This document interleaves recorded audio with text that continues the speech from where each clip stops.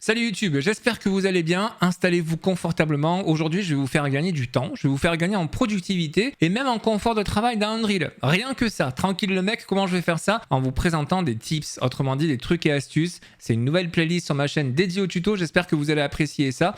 Je suis allé voir sur le net, je recherche un petit peu les raccourcis clavier, les fonctionnalités qui nous permettent de gagner beaucoup de temps, d'éviter de faire de la redondance dans des choses qui sont parfois chiantes, disons-le. Tout ce que je vous montre c'est disponible sur UE4 et UE5 pour la majorité des éléments. Sinon, je vous le préciserai. Et puis, je vous invite tout de suite à découvrir la première astuce. Et la première astuce, la voici, c'est tout simplement une incitation à vous abonner à ma chaîne dans un premier temps, mais surtout ça va être ceci. Je vais pouvoir sélectionner un ou plusieurs nodes et plutôt que de supprimer et ensuite de relier les éléments à la mano, en fait on a un raccourci qui est tout simplement Shift Supprime. Et vous pouvez sélectionner un ou plusieurs nodes, ça va automatiquement supprimer donc le ou les nodes que vous aurez sélectionnés et relier le node précédent et le node qui le suivait. Et je trouve ça extrêmement rapide comme opération. Je suis persuadé que pas mal d'entre vous font encore ceci. Donc voilà, si certaines ou certains parmi vous viennent de découvrir cette astuce en se disant waouh, c'est génial, on peut faire ça, vous avez le petit bouton like, faut pas hésiter, et puis laissez un commentaire pour me dire que ça va vous changer la vie. On passe tout de suite à la deuxième astuce. Et la deuxième astuce, elle est toute gentillette. On reste encore en mode, on s'amuse un petit peu avec les blueprints et tout. Ça va être ceci. Alors, vous allez voir que le custom event, je ne l'ai pas appelé jump to error pour rien. Ça va me permettre de faire ça quand je vais compiler et qu'il va y avoir une erreur. Eh bien, ça va me ramener automatiquement. Il va y avoir cette fonctionnalité-là. Bim, ça va me ramener ce node en plein écran. Ce qui veut dire que quand je travaille sur des blueprints où il y a énormément d'événements, où l'environnement est très chargé, quand je vais cliquer sur compiler, moi, je veux que ça fasse ça. Et que ça me zoome ici pour me le mettre en avant. Même si en soi, on a accès directement avec les raccourcis ici quand on a des erreurs de compilation. Comment est-ce qu'on fait ça? On va aller dans Edit, Editor Preferences. Je vais filtrer en haut en tapant Error. Et ici, vous avez le Jump to Node Errors qui va nous permettre en cochant d'avoir maintenant ce résultat-là. Je me déplace, je compile et voyez que pouf, ça me ramène directement le blueprint au premier plan. C'est plutôt gentil, mais je trouve que c'est plutôt pas mal. On passe, s'il te plaît, Mathieu, à l'astuce suivante. Et l'astuce suivante, c'est un petit peu pour ceux qui codent après avoir eu une soirée un petit peu arrosée. À boire avec modération. Et donc du coup, quand vous allez vouloir aligner un petit peu vos nodes, vous allez pouvoir récupérer tous ces nodes-là, appuyer sur la touche Q du clavier et vous voyez qu'automatiquement ça aligne tous les nodes. Il y a plusieurs touches qui permettent d'aligner ces nodes. Vous pouvez les sélectionner, faire clic droit, vous allez sur alignement et ici vous avez tous les raccourcis clavier qui vont vous permettre d'aligner à droite, à gauche, en haut, en bas, etc. Mais je trouve vraiment que ce raccourci avec la touche Q qui vous permet d'aligner comme ça les nodes par rapport au lien justement qui les lie, je trouve ça super plaisant, super rapide. Et moi qui suis un petit peu psychorigide sur l'aspect graphique des nodes, qui pourtant ne change pas la qualité en soi du jeu que vous êtes en train de faire, mais au niveau de la lecture, c'est quand même plus présent. Voilà, vous sélectionnez un node ou plusieurs nodes, vous appuyez sur Q et tout est automatiquement aligné. Je trouve ça vraiment plutôt sympa, quoi. Alors l'astuce suivante, vous allez voir, elle est plutôt soft, elle est rapide, mais là aussi ça vous fait gagner pas mal de temps, puis ce sont des choses qui sont toujours un petit peu embêtantes quand on doit déplier ou replier des groupes de propriétés. Vous savez, des variables notamment qui vont être en tableau, parce qu'on va avoir plusieurs éléments enregistrés, et que chacun des éléments par exemple va être une structure. Tout de suite, quand on va déplier, il faut aller les uns après les autres, déplier pour changer les propriétés. C'est un peu lourd, dans les matériaux c'est pareil, dans les widgets c'est pareil, pardon. On a pas mal d'informations dans la colonne de droite, et à chaque fois on déplie un par un. Non, il y a une astuce qui apparemment existe aussi dans Windows que je n'ai jamais utilisée, qui est tout simplement le Shift clic gauche de la souris. Vous voyez ici ma variable qui s'appelle démo YouTube. J'ai volontairement mis cette variable en tant que structure qui existe déjà dans Unreal et je l'ai passée en tableau. Du coup, j'ai mis 3 éléments, je peux en mettre un 4e si je veux, et à chaque fois, je dois venir ici déplier, puis déplier, puis déplier, etc. Et ça, je trouve que c'est super agaçant au bout d'un moment de le faire sur plusieurs tableaux quand on travaille sur tout ça. Si vous faites Shift, clic gauche sur l'élément parent, regardez, ça va déplier tous les enfants. Et vraiment, quand je dis tous les enfants, c'est chacun des éléments plus tous les éléments enfants de cet élément. Bref, là, on peut déplier les 4 éléments que j'ai mis dans mon tableau. On a directement accès à tout. C'est quand même, je trouve, du temps de gagner et en confort. Donc, comme on a dit, Shift, clic gauche pour déplier ou pour replier. Voilà. L'astuce suivante, je l'apprécie tout particulièrement et d'ailleurs j'en parle aussi dans ma formation sur tuto.com, ça va être tout simplement la possibilité de pouvoir positionner dans notre univers 3D des caméras entre guillemets virtuelles de façon à, quand on est en mode comme ça édition de la map, facilement pouvoir passer d'une caméra à une autre. On appelle ça un bookmark dans Unreal Engine et donc par exemple pour en positionner un, et je vais vous montrer tout de suite après la modification qu'il faut faire dans l'editor Preferences, c'est très important. Donc je vais venir positionner une première vue ici, je fais CTRL 1. je vais venir proche des escaliers. Je vais faire CTRL 2. Je vais ensuite m'éloigner et je fais un CTRL 3 pour une vue comme ça. On peut avoir 10 caméras en tout, donc du CTRL 0 au CTRL 9 qui nous fait 10 éléments. Et après, si je vais taper directement sur 1, 2 ou 3, bah vous voyez que je switch automatiquement de caméra. Et ça, c'est génial parce que quand je vais travailler par exemple sur un énorme jeu qui a une grande map, je peux directement passer d'un point à l'autre. Même quand je suis sur une petite map, de toute façon, c'est toujours intéressant de pouvoir rapidement, comme ça, avec les raccourcis, faire ça. Et comme je vous le disais, on peut mettre jusqu'à 10 points de vue différents. Alors, comment on fait ça? Poser une caméra, entre guillemets, je dis ça comme ça, c'est CTRL plus 1, 2, 3, 4, 5, 7, 8, 9, 0. Et accéder à cette caméra, c'est directement 1, 2, 3, 4, 5, 6, 7, 0. Mais ça, bien évidemment, il faut d'abord nous le modifier parce que toutes nos touches numériques, là, tous les chiffres qui sont en haut du clavier, bah, nos claviers AZERTY, c'est pas considéré comme une touche numérique par défaut dans Unreal. Donc pour modifier ça, vous allez sur Edit, Editor Preferences. Parenthèse, je suis sûr que certains vont me dire en commentaire qu'ils utilisent un clavier QWERTY parce que c'est trop classe. Mais bon, si vous vivez en France et que vous avez un clavier AZERTY comme moi, bah, ça va être super intéressant de faire ça. Donc vous venez sur l'Editor Preferences, après vous venez sur le Keyboard Shortcuts ici, donc les raccourcis clavier, et vous allez taper Bookmark, pas au pluriel, attention, comme ça vous les aurez tous. Et ce sont justement ces bookmarks qu'il faut venir éditer. Le clear, c'est si vous souhaitez supprimer des bookmarks. Vous pouvez très bien mettre après des raccourcis clavier, pourquoi pas. Moi, c'est ceux-ci ici que j'utilise. Et en fait, le bookmark 0, bah, je vais tout simplement taper ici et mettre 0 de mon clavier. Et vous allez voir que ça va le mettre avec le A accentué. Effectivement, c'est ce qu'on a sur nos claviers. Donc ça, vous pouvez le faire pour tous les jump to bookmark de 0 à 9. Vous venez cocher ici, plutôt cliquer ici, et vous venez taper sur votre chiffre 4 qui va mettre réellement, on va mettre apostrophe ici.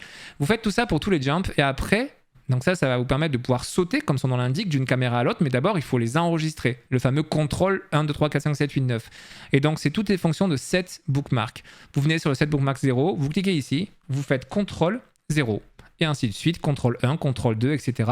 Une fois que vous avez fait ça, vous n'avez pas besoin d'enregistrer, ça s'enregistre automatiquement. Et vous allez donc, par exemple, pouvoir aller très loin, faire contrôle 0, pourquoi pas. Et quand je vais me déplacer et que je vais cliquer sur 0, bim, ça me prend ma position de caméra telle que je souhaitais. N'hésitez pas, petit like, si vous ne connaissiez pas ça, ça me permettra de me dire ok, ils ne connaissaient pas ça. Allez, on quitte un petit peu cet environnement 3D, on va passer dans nos widgets 2D, donc les widgets qui vont nous permettre de créer des interfaces utilisateurs. Et là encore, sous forme de message totalement subliminal, j'ai mis ici quelques boutons dans notre interface, et ces boutons, je les ai mis dans une horizontal box. C'est-à-dire, à chaque fois qu'on va rajouter un élément dans une horizontal box, ça va nous rajouter un élément supplémentaire, ça va automatiquement prendre l'espace qu'il faut pour ajouter l'élément. Si je viens ici dupliquer mon bouton, je vais faire clic droit, je vais venir ici duplicate, CTRL D, ils ont changé ça, c'était CTRL W avant je crois.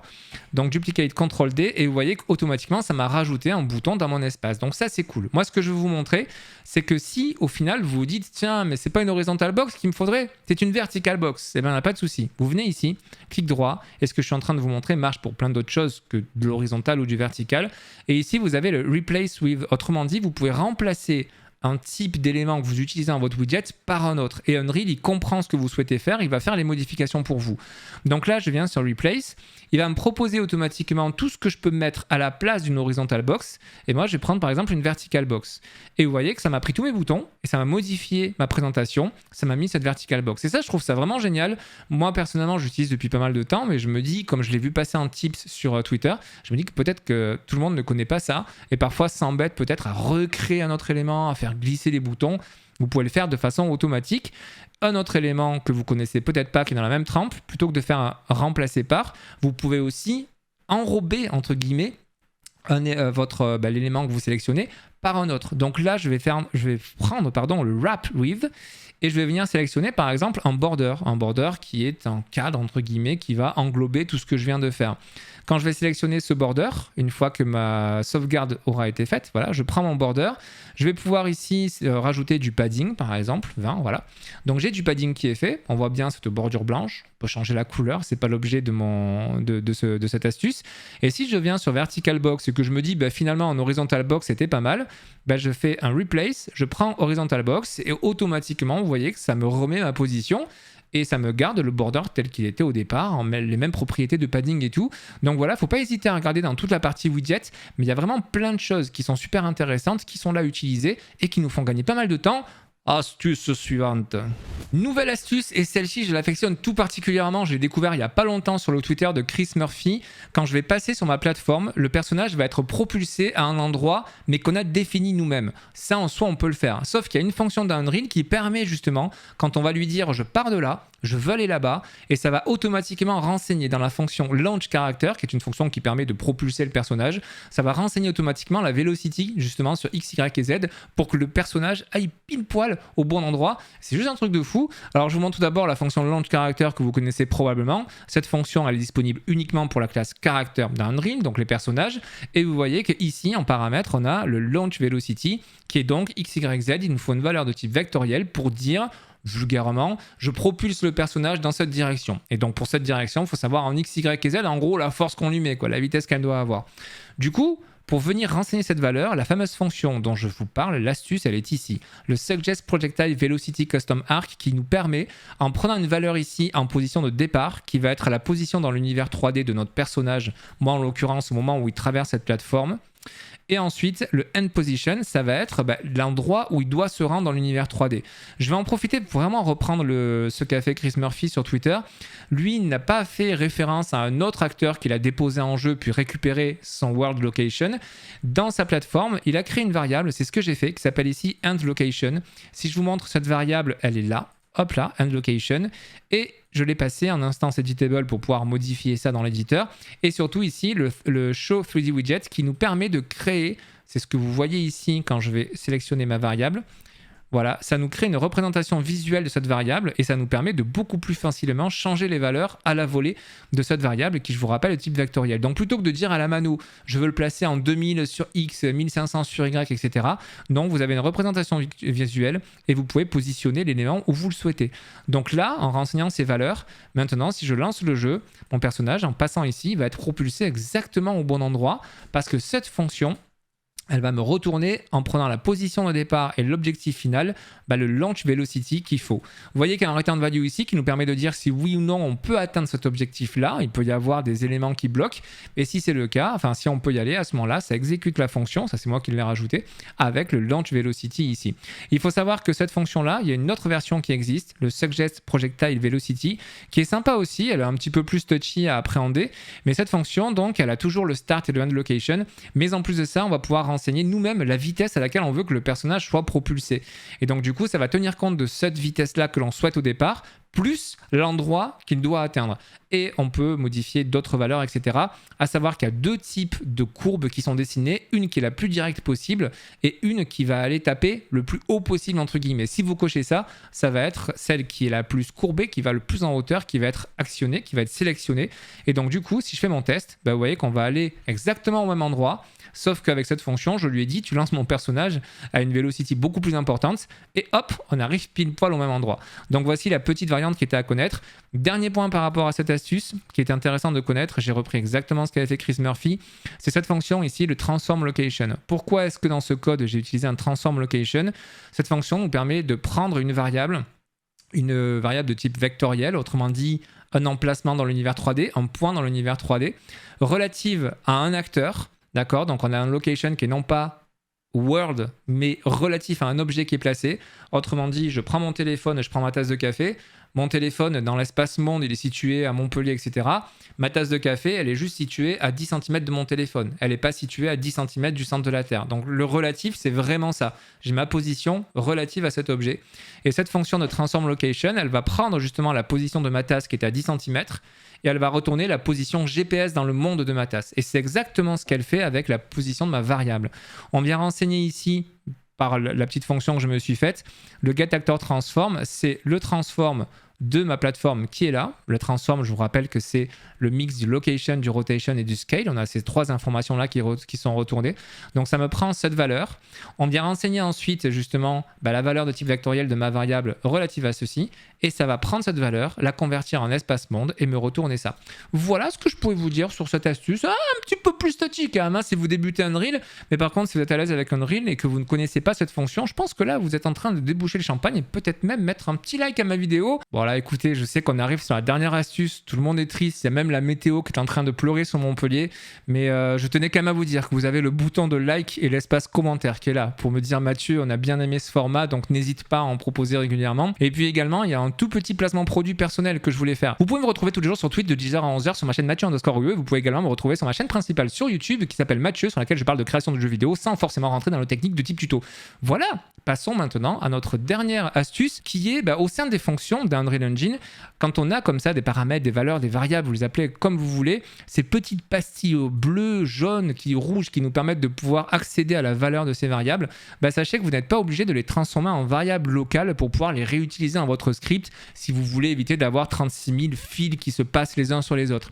Ce que j'avais tendance à faire moi le premier, c'était de faire ceci. Je passais ceci en variable locale, donc la variable locale c'est une variable qui peut être utilisée uniquement au sein de la fonction dans laquelle je suis en train de travailler, et après cette variable locale ça me permettait de pouvoir l'utiliser ailleurs et de pouvoir relier ceci. Donc ça je me disais c'est cool, ton code il est clean, ça évite d'avoir plein de fils les uns sur les autres et tout. Mais en fait c'est pas la peine, parce qu'effectivement cette variable ici, endLocation, launcher et n'importe quelle variable que vous auriez dans votre fonction, votre paramètre, si vous faites clic droit et que vous tapez le nom de votre variable, donc moi par exemple je vais taper launcher, vous voyez que ça filtre dans toutes les propositions et automatiquement j'ai mon get launcher. Et en fait ceci c'est un get de cette information là. Pareil si je tape endLocation, vous voyez que j'ai mon get endLocation ici, c'est cette valeur-là. Et justement, quand j'ai présenté l'astuce tout à l'heure de la suggestion de vélocité, vous n'avez pas fait attention, mais dans la deuxième fonction qui permet de faire ça, c'est ce que j'avais fait justement pour éviter d'avoir 36 000 liens qui passent les uns sur les autres. J'avais appelé mon launcher ici, mon endLocation de ma fonction, mais c'était bien ces deux éléments-là, juste que j'ai pas besoin de partir d'eux, de passer sur mes nodes et tout et tout. Ça vous permet d'avoir un code un petit peu plus clean et je trouve ça donc extrêmement sympa. Voilà, j'espère que vous avez apprécié tout ça. Je ne vais pas vous redemander 36 000 fois ce que je vous ai demandé tout à l'heure, à savoir de mettre un like et de commenter, parce que ça ne servirait plus à grand chose. Je vous retrouve très bientôt sur ma chaîne tuto avec d'autres tutos Unreal Engine. D'ici là, je vous invite à regarder ma chaîne principale aussi, il y a beaucoup de contenu là qui arrive. Donc venez, d'ailleurs récemment j'ai parlé de la sortie de eFootball qui est fait sur Unreal Engine. J'ai donné mon avis quant au flop. N'hésitez pas, je vous dis à très bientôt. Ciao!